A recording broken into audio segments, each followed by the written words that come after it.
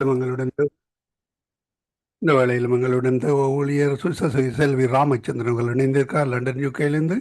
பெண்களுக்கான வாலிபர்களுக்கான விசேட ஆலோசனையுடன் இணைகின்ற ஊழியரை கர்த்தர் தாமே பரிசுத்தாவியானவர் தாமே வழி நடத்துவாராக. வார்த்தைகள் புறப்பட்டு செல்கின்ற பொழுதும் கேட்க போகின்ற மறு ஒலிப்பிலே ஃபேஸ்புக் கூடாக, ட்விட்டர் கூடாக, யூடியூப் கூடாக கேட்க போகிற ஒவ்வொரு சார்பிலும் வாழ்த்துவோம், ஆசீர்வதிப்போம். அதே போல் வானொலி கூடாக இணைந்து கேட்டுக்கொண்டிருக்கிற ஒரு சார்பிலும் வாழ்த்தி வரவேற்போம். இந்த வேளையிலும் அவரிடம் ஒப்படைப்போம். பிரைஸ்லோட்டம்மா. இணைந்திருக்கிறவங்களை வாழ்த்துகிறோம், வரவேற்கிறோம். இந்த திங்கட்கிழமை நேர மாற்றம் இருக்கிறது. அடுத்த வாரத்திலே உங்களுக்கு இதே நேரத்துக்கு நீங்கள் வரலாமே, இல்லை பிரச்சனை இல்லை. இந்த வேலையை கத்தர் வழி நடத்துவாராக. இந்த வேலையில் உங்களிடம் ஒப்படைக்கிறோம், வழி நடத்துங்களாம்மா. God bless you. ஆமேன். ஆமேன்.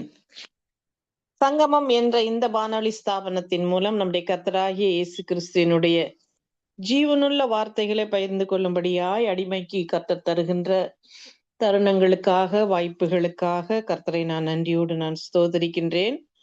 எனக்கு இந்த வாய்ப்பை உருவாக்கி தருகின்ற சங்கமம் என்ற இந்த வானொலியையும் நடத்துகிற சகோதரரையும் கர்த்தர் ஆசீர்வதித்து ஊழியங்களின் எல்லைகளை விரிவாக்குவாராக. ஆமேன். இந்த நாளிலும் கிருபை என்ற தலைப்பின் கீழே நான் இந்த 2 நாட்களுக்கு இந்த தலைப்பு மிகவும் பொருத்தமான ஒரு தலைப்பா இருக்கும் என்று நான் விசுவாசிக்கிறேன்.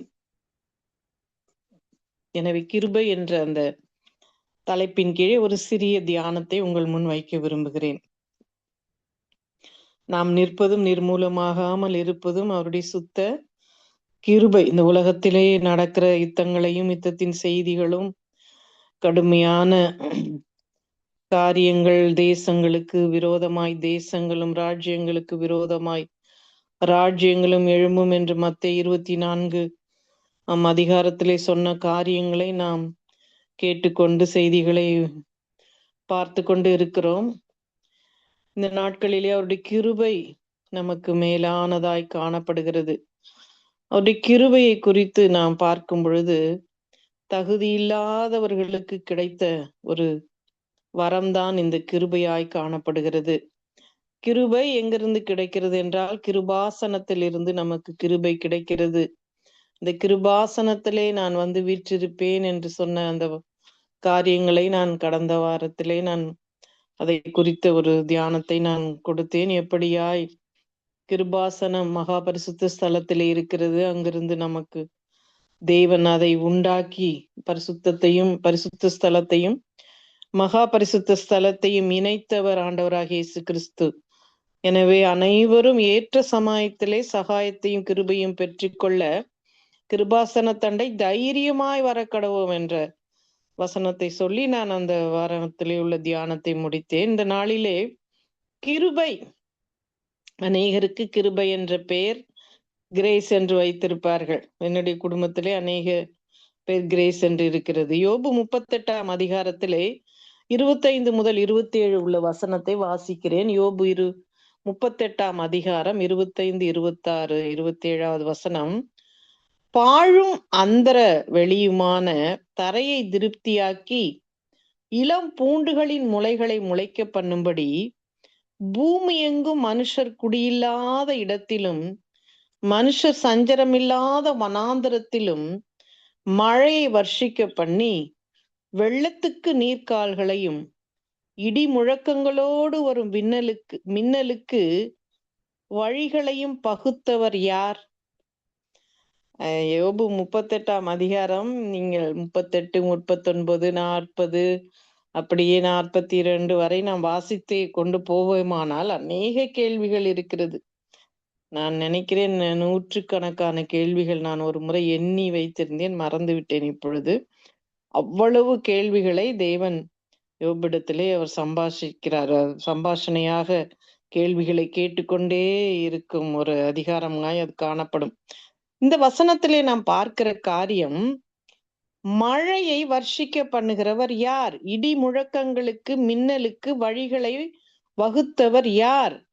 அப்படியானால் இப்படியாய் ஒரு பூண்டு முளைக்கிறதற்கு மழை தேவையாய் காணப்படுகிறது. ஒரு இலை உருவாவதற்கு, ஒரு செடி உருவாவதற்கு, அந்த வெளியுமான தரையை. அப்படின்னா ஒரு பாழும் அந்த வனாந்திரமான தரையில். இப்பொழுது நாம் அடிக்கடி செய்தியிலே பார்க்கலாம், இந்த மிடில் ஈஸ்ட் கண்ட்ரிகளிலே உள்ள அந்த பாலைவனத்திலெல்லாம் வெள்ளம் புரண்டோடுகிறது என்று நான் செய்திகளிலே பார்த்தேன்.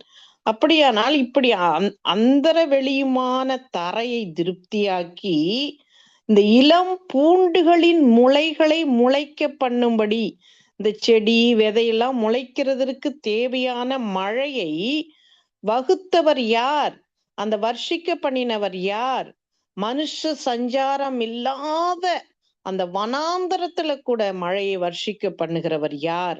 இடி முழக்கங்களோடு அவைகளுக்கு வெள்ளங்களுக்கு நீர் கால்களைனா வழிகளை உண்டாக்குகிறவர் யார் என்ற ஒரு கேள்வியை கொடுத்து, அது எல்லாம் அவர்தான் என்று அந்த அதிகாரத்திலே நாம் பார்க்கும் பொழுது நமக்கு கிடைக்கும்.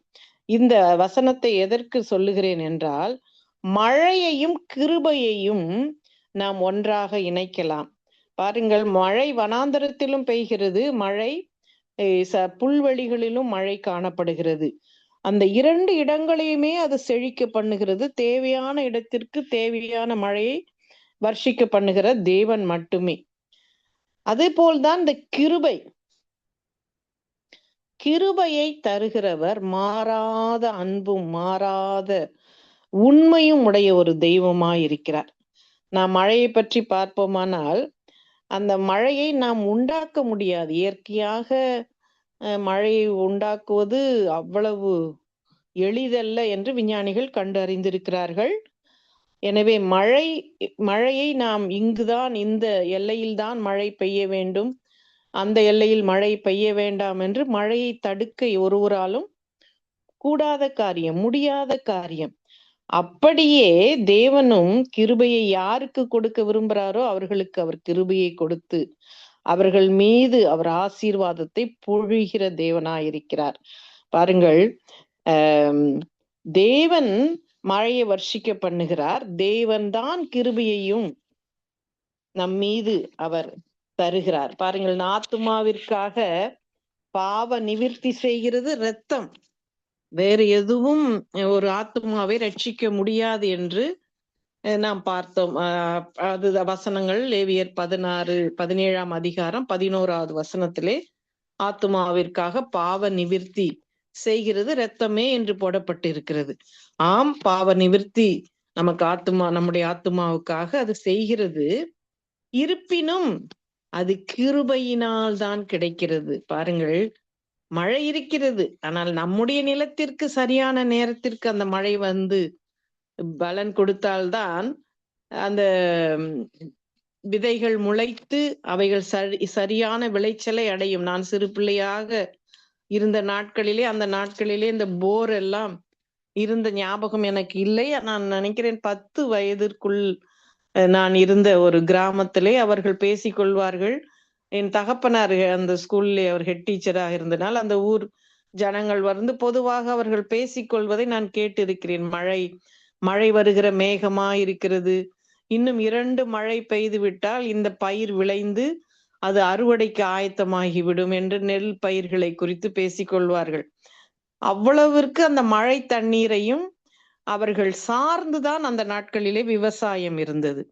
அந்த விதைகள் முளைத்து அது அறுவடைக்கு ஆகுவதற்காக அவர்கள் ஆயத்தமாக இருப்பார்கள். அந்த கிணற்று தண்ணீர் இருந்தாலும் அந்த மழை தண்ணீர் வரும் பொழுது அந்த நிலமே அது ஒரு செழிப்பு அடைகிறது. அப்படியே நம்முடைய ஆத்துமாவிற்கு கிருபை அவசியமாய் காணப்படுகிறது.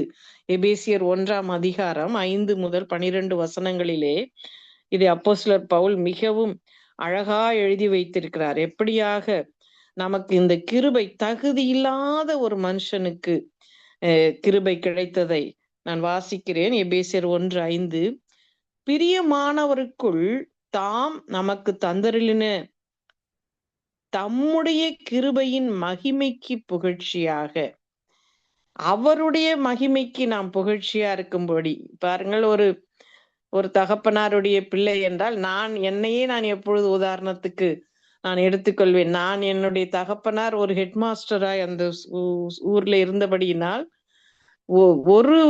அந்த தெருவை, என்னுடைய தெருவை, வீட்டை விட்டு நான் மற்ற தெருவுக்கு கூட நான் சென்றது கிடையாது. அந்த ஊரிலே. அப்படியாய் ஒரு ஸ்ட்ரிக்டான ஒரு ஹெட் மாஸ்டர் என்னுடைய தகப்பனார். அந்த ஸ்கூல் வீடு அவ்வளவுதான். நேரடியாய் ஹாஸ்டலுக்கு படிக்க சென்று விட்டேன். இப்படி ஆனால் ஆலயத்திற்கு, அந்த கத்தோலிக்க ஆலயத்திற்கு நான் செல்வது உண்டு. ஆனால் முழுவதுமாய் நாங்கள் கத்தோலிக்க இல்லாததனால் இந்த குடில் வைத்திருப்பார்கள் கிறிஸ்துமஸ் நாட்களிலே, அதை பார்ப்பதற்கு மாத்திரம் நான் சென்று வந்திருக்கிறேன். இப்படியாக ஒரு அந்த தகப்பனுடைய மதிப்பை நாம் பிள்ளைகள் காண்பிப்பார்கள். அப்படித்தான் ஆண்டவர் இந்த இடத்திலே தன்னுடைய புகழ்ச்சிக்காக, அவருடைய மகிமையின் புகழ்ச்சிக்காக நமக்கு எதை கொடுத்திருக்கிறார்? தகுதியில்லாத நமக்கு அவர் தந்தருளின கிருபை. எதற்காகனா அவர் புகழ்ச்சியா இருக்கும்படியாய், தம்முடைய தயவுள்ள சித்தத்தின்படி நம்மை இயேசு கிறிஸ்து மூலமாய் தமக்கு சுவிகார புத்திரராகும்படி முன் குறித்திருக்கிறார். எவ்வளோ பெரிய ஸ்லாக்கியம், எவ்வளோ பெரிய பாக்கியம் நமக்கு பாருங்கள். நமக்கு என்ன பாக்கியத்தை அவர் கொடுத்திருக்கிற அந்த கிருபையினால் நம்மை அவர் உலகத்தோற்றம் முன்னமே அவர் கிறிஸ்துவுக்குள் நம்மை தெரிந்து கொண்டார். அதற்கு முந்தின உள்ள வசனத்திலே நாம் அதை பார்க்கிறோம். அப்படி தெரிந்து கொண்டது அவருடைய கிருபை.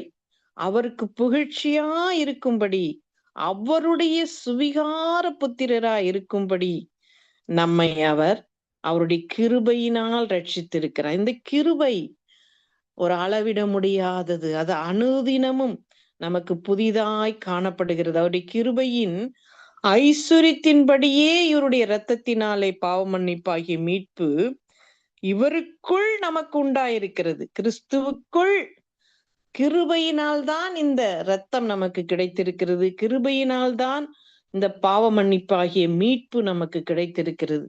எவ்வளோ பெரிய கிருபை! கிருபையே, அவர் கிருபையே. அந்த பாடல், கிருபை பாடல்களை பாடும் பொழுது அநேக முறை எனக்கு கண்ணீர் வந்துவிடும். ஏனென்றால் தகுதியே இல்லாத இந்த வனாந்தரமான ஒரு இடத்திலே எப்படி ஒரு மழை பெய்து அந்த இடத்தை அது திருப்தியாக்குகிறது, திருப்தியாக்கி இளம் பூண்டுகளை அங்கு உண்டு பண்ணுகிறது. ஒரு மழையை போல நம்முடைய தகுதியில்லாத நமக்கு அந்த கிருபையை கொடுத்து நம்மை அவருடைய மகிமைக்கு புகழ்ச்சியா இருக்கும்படியாக நமக்கு ஒரு சுவிகார புத்திரத்தையும் அவர் கொடுத்து நம்மை பாவ மன்னிப்பு என்ற ஒரு பெரிய காரியத்தை, இந்த உலகமே கோடி கோடி பணம் கொடுத்தாலும் அதை விலை கொடுத்து வாங்க முடியாத ஒரு பாவ மன்னிப்பை நமக்கு அவர் கொடுத்து நம்மை அவருக்குள் புத்திர சுவிகார ஒரு காரியத்தை, அந்த புத்திர சுவிகாரத்தின் அதிகாரத்தை, புத்திர சுவிகாரத்தின் ஒரு முத்திரையை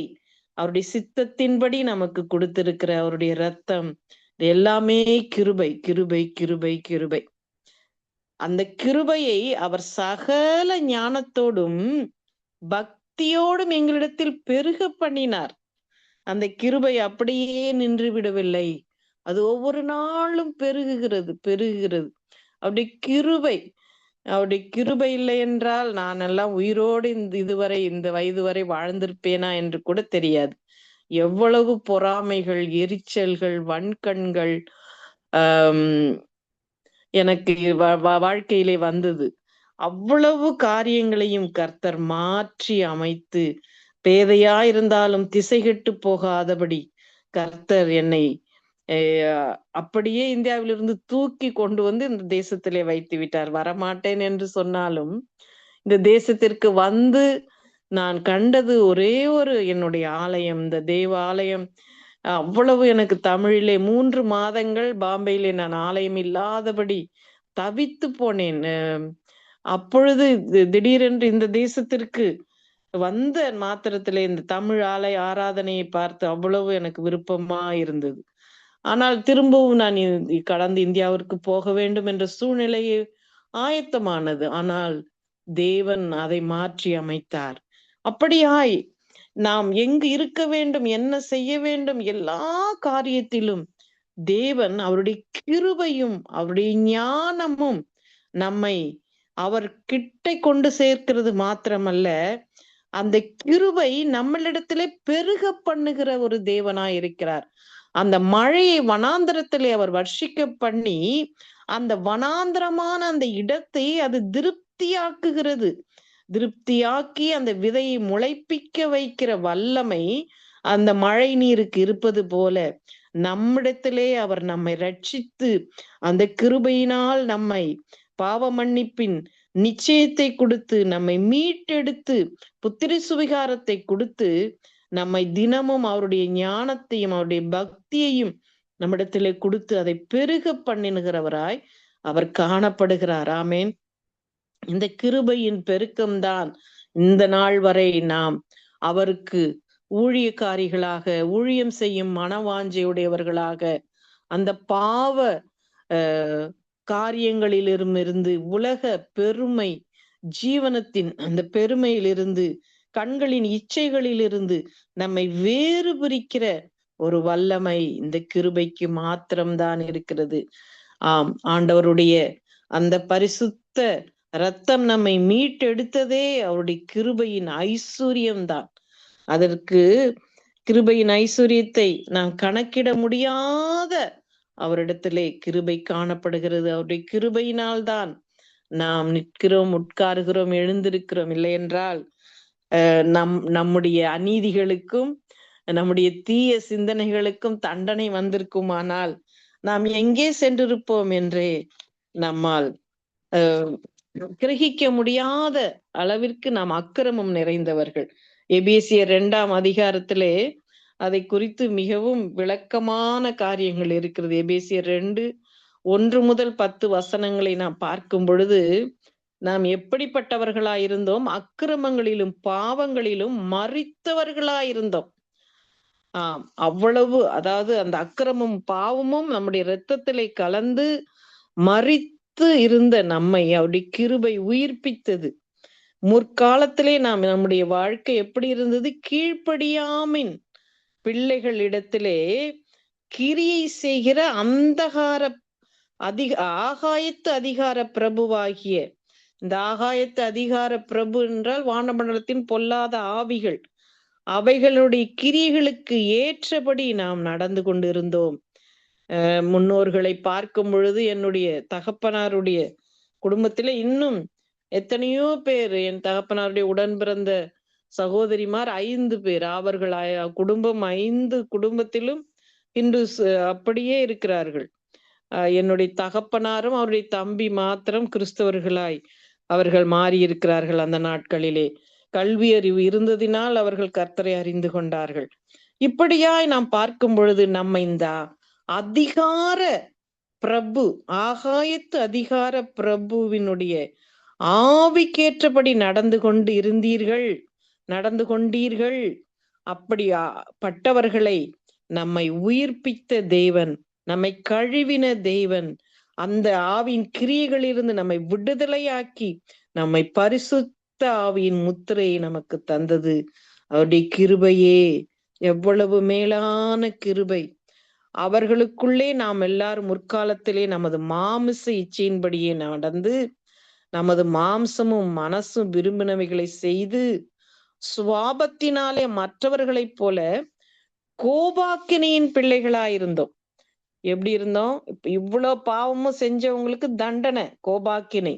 ஆனா அவருடைய கிருபையின் ஐஸ்வர்யம் நம்ம என்ன செய்ததாம்? 5வது வசனம், தேவனோ இரக்கத்தில் ஐஸ்வர்யம் உள்ளவராய் நம்மில் அன்பு கூர்ந்து தம்முடைய மிகுந்த அன்பினாலே அக்கிரமங்களில் மரித்தவர்களாயிருந்த நம்மை கிறிஸ்துவுடனே கூட உயிர்ப்பித்தார். கிருபையினாலே ரட்சிக்கப்பட்டீர்கள். அல்லேலூயா! எவ்வளவு நாம் பாவம் செய்திருந்தால் என்ன, கல்வாரியிலே அவர் கடைசி வினாடி கூட கல்வனை ரட்சித்த கிருபை. அது மாத்திரமல்ல, அந்த கல்வாரி இரத்தத்தை, அது நிலநடுக்கம் வந்தது, மழை காரிருள் சூழ்ந்தது என்று பார்க்கிறோம். அந்த நேரத்திலும் அந்த மழை நீரில் கலந்த அந்த இரத்தம் எத்தனையோ இடங்களுக்கு சென்று குஷ்டரோகிகளையும் குணமாக்கினது என்று எத்தனையோ காரியங்கள், அற்புதங்கள், அடையாளங்கள் நடந்ததை நாம் அறிகிறவர்களாய் காணப்படுகிறோம். அவருடைய கிருபை, அவருடைய கிருபை. மரணத்திற்கு நியமிக்கப்பட்டிருந்த நம்மை அவர் உயிர்ப்பித்த அவருடைய கிருபை. அந்த கிருபையினால் நாம் நிலை நிற்கிறோம். ஆமே, இந்த கிருபை கிருபை என்ற வார்த்தைக்கு இந்த ஒரு வார்த்தை, ஒரு சென்டென்ஸை அவர்கள் உருவாக்கி இருக்கிறார்கள். God's riches at Christ expense என்று. அது நான் ஒரு கொட்டேஷன் எழுதி வைத்திருந்தேன். இது அநேகர் சொல்லுகிற ஒரு சென்டென்ஸாய் காணப்படுகிறது. அந்த கிரேஸ் என்ற அந்த ஸ்பெல்லிங்கை அப்படியே நாம் எழுதும் பொழுது ஜிக்கு காட்ஸ், ஆருக்கு ரிச்சஸ், ஏக்கு அட், சிக்கு கிரைட்ஸ், எக்ஸ்பென்ஸ், ஈக்கு எக்ஸ்பென்ஸ். அதாவது தேவன் ஆண்டவராகிய இயேசு கிறிஸ்துவினுடைய அவருடைய அந்த விலையேற பெற்ற மதிப்பினால், அவர் கொடுத்த அந்த ஐஸ்வர்யத்தினால் நமக்கு கிடைத்ததுதான் இந்த கிருபையாய் காணப்படுகிறது. மரித்தவர்களை உயிர்ப்பித்த கிருபை, பாவத்துக்கும் அக்கிரமத்துக்கும் நாம் மரித்திருந்த நம்முடைய சரீரத்தை அவருடைய கிருபையினால் நம்மை உயிர்ப்பித்திருக்கிறார். ஹல்லேலூயா. அது மாத்திரமல்ல, எப்படி இந்த வறண்ட ஆத்துமாவிற்கு இந்த கிருபை ஒரு மழையை போல வந்து அது நம்மிலே பெருகி நம்மை ஆசீர்வதிக்கிறது. ஆமேன். அடுத்ததாக எப்படியாக ஒரு கிருபை பாருங்கள், யாக்கோபிலே மீகா 5ஆம் அதிகாரம் 7வது வசனத்திலே இப்படியாய் சொல்லப்பட்டிருக்கிறது. யாக்கோபிலே மீதியானவர்கள் கர்த்தரால் வருகிற பணியை போலவும், மனுஷருக்கு காத்திராமலும் மனுபுத்திரருக்கு தாமதியாமலும், பூண்டுகள் மேல் வருகிற மழையை போலவும் அநேக ஜனங்களின் நடுவிலே இருப்பார்கள். அதாவது இந்த எப்படி அவருடைய கிருபையை பெற்ற நாம் எப்படி இருக்கிறோமா, இந்த பூண்டுகள் மேல் வருகிற மழையை போல. நம்ம பாருங்க, ஒரு சிலர் இன்னைக்கு கூட என்னுடைய தங்கையோடு பேசி கொண்டிருந்தேன். கேரளா கிளைமேட்டுக்கு எந்த செடி வைத்தாலும் அழகாய் பூத்து அது அழகாய் வரும். ஆனால் தமிழ்நாட்டிலே கொண்டு அதே செடியை வைத்தால் அங்கு இருக்கிற வெயிலுக்கு அவைகள் அவ்வளவாக அந்த சரியான அந்த கால நிலைகள் இல்லாததினால் அவைகள் பூப்பதில்லை அவ்வளவு அழகாக என்று பேசி கொண்டிருந்தோம். அப்படியா லண்டனிலும் அந்த கிளைமேட் வரும் பொழுது அழகாய் அந்த பூக்கள் பூக்கிறது. இன்னைக்கு கூட நான் பார்த்தேன், அந்த கியூ கார்டனிலே அந்த செரி ட்ரீஸ் உடைய பூவை பார்க்க அநேக ஜனங்கள் குவிகிறார்கள் என்பதாய். அவைகள் அழகாய் அந்த பூக்கள் அந்த கிளைமேட்டுக்கு ஏற்ற போல அது பூக்கிறது.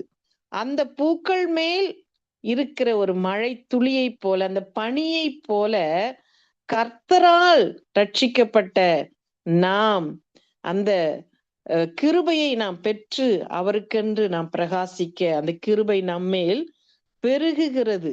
ஏசாயா 65ஆம் அதிகாரம் 1வது வசனத்திலே, என்னை குறித்து விசாரித்து கேளாதிருந்தவர்களாலே தேடப்பட்டேன், என்னை தேடாதிருந்தவர்களாலே கண்டறியப்பட்டேன், என்னுடைய நாமம் விளங்காதிருக்கிற ஜாதியை நோக்கி இதோ இங்கே இருக்கிறேன் என்றேன். எவ்வளவு ஆச்சரியமா இருக்கு பாருங்க. இந்த வசனத்தை நாம் தியானிக்கும் பொழுது, ஒரு புல் என்னிடத்திலே வந்து மழையை பெய் என்று கேட்கவாய் செய்கிறது? இல்லையே.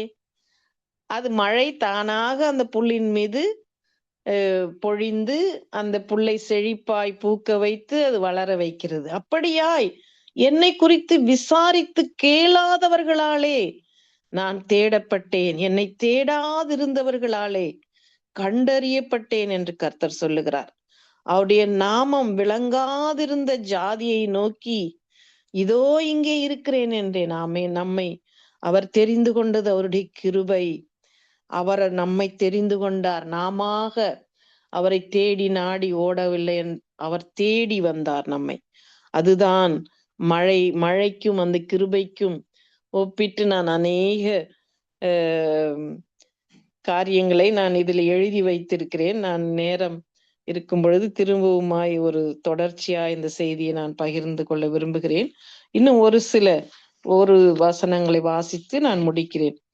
மழை நாம் நினைக்கும் இடத்தில் பெய்வதில்லை. எப்படி ஒரு மனிதன் புல் கேட்காத பொழுது கூட அந்த புல்லின் மீது மழை பெய்வது போல, தேடாத இடத்திலும் அவரை தேடும்படியாய் அவருடைய கிருபை இருப்பது போல, ஏசாயா 35:6 வசனத்திலே, அப்பொழுது வனாந்தரத்திலே தண்ணீர்களும் கடு வெயிலிலே ஆறுகளும் பாய்ந்தோடும், வெட்டாந்தரை தண்ணீர் தடாகமாகவும் வறண்ட நிலம் நீரூற்றுகளும் ஆகும்.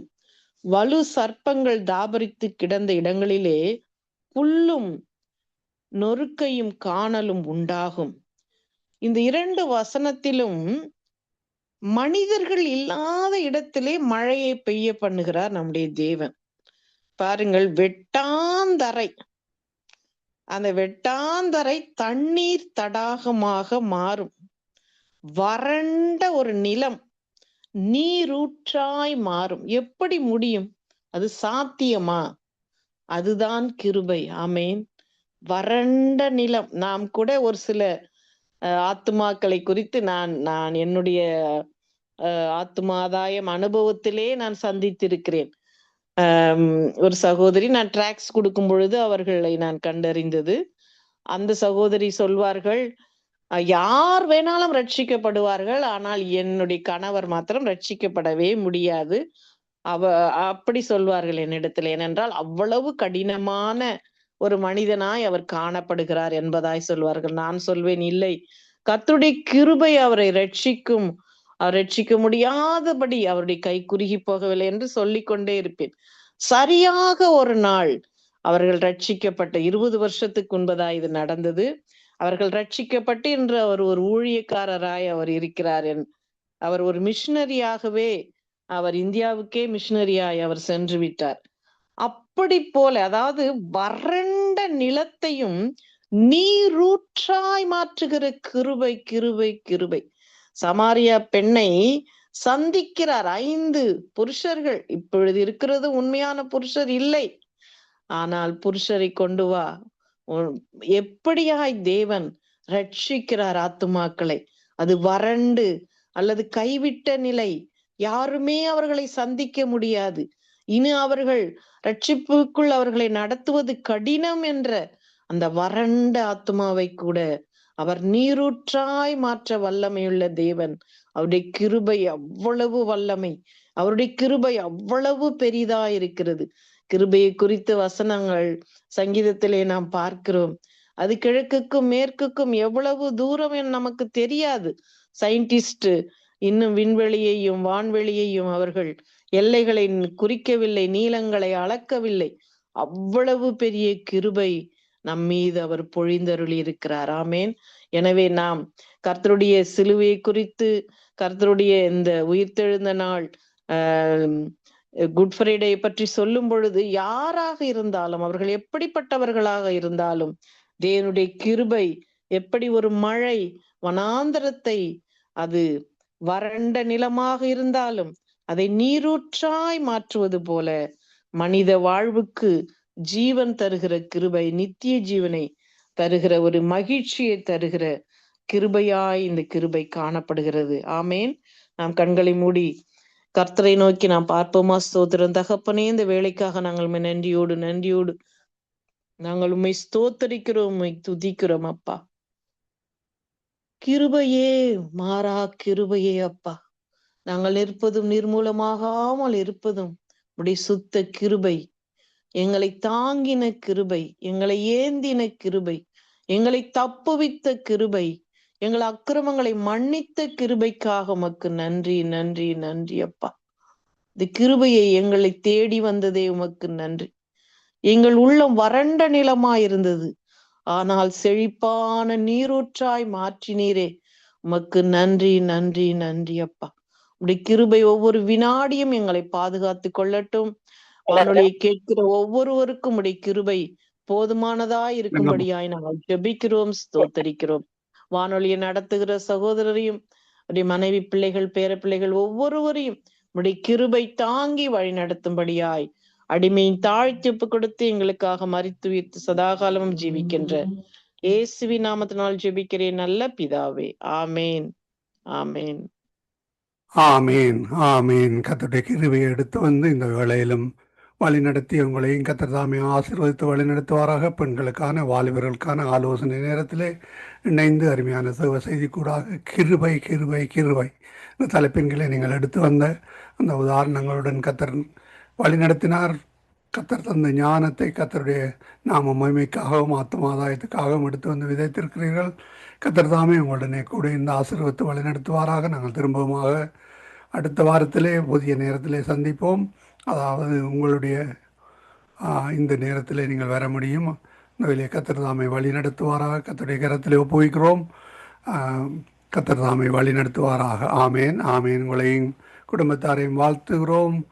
கணவனாரையும் அதே வேளையிலே சகோதரன் ஜோயல் அவர்களையும் வாழ்த்தி கொண்டு நாங்கள் திரும்பமாக அடுத்த வாரத்திலே சந்திப்போமா. அதுவரை இந்த வசமாக கூறுகிறோம், வாழ்த்துகிறோம், ஆசீர்வதிக்கிறோம், கர்த்தருடைய கரத்திலே ஒப்புவிக்கிறோம். God bless you. ஆமேன் ஆமேன். நன்றிங்க பிரதர். கர்த்தர் உங்களை ஆசீர்வதிப்பாராக. ஆமேன் ஆமேன். அருமையானவளை இதுவரை நேரம் எங்களுடன் தேவ ஊழியர் சகோதரி சுவிசேஷகி செல்வி ராமச்சந்திரன் அவர்கள் லண்டன் யூகேயிலிருந்து இணைந்து கர்த்தருடைய வார்த்தைகள் எடுத்து வந்து விதத்திற்காக கேட்டுக்கொண்டிருந்த ஒருவர் சார்பிலும் மறுவலைப்பை கேட்க போன்ற ஒரு சார்பிலும் வாழ்த்தி கொண்டு நாங்கள் இந்த வேளையில் விடைபெறுவோம். நன்றிகளையும் வாழ்த்துக்களையும் கூறுவோம்.